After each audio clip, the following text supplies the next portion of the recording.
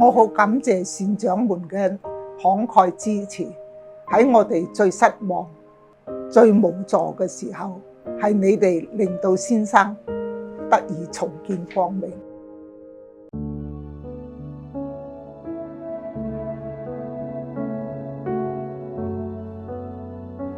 丈夫呢，因為多年前呢都已經中咗風，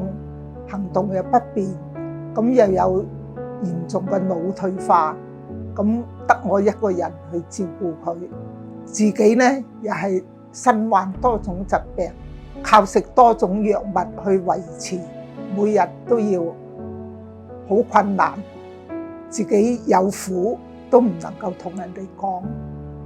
咁啊經常因為頭痛啦、腦癇啦，同埋眩暈，要去急症室，甚至入院。但係眩暈呢，一直都揾唔到原因嘅。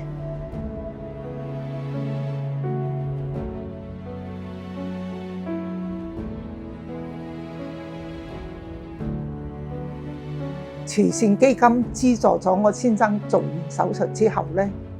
兩隻眼視力恢復得係理想嘅。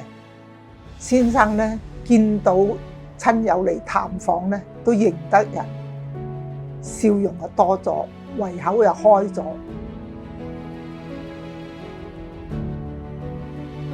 華姐咧，初初咧，我哋係接觸佢嘅時候咧，因為先生咧中咗風咧，去老人院居住，佢自己一個人獨居。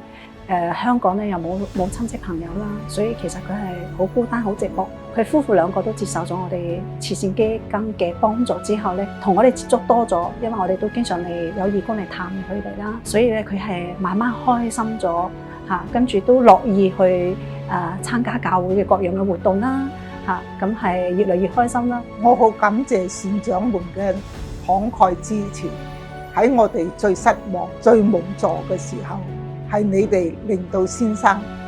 得以重見光明，亦令到我多年嘅腦病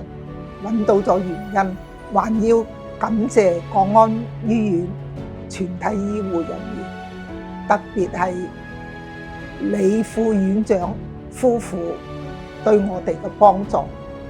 佢哋不辭勞苦，專程去院舍接送劉生去港安醫院做白內障手術。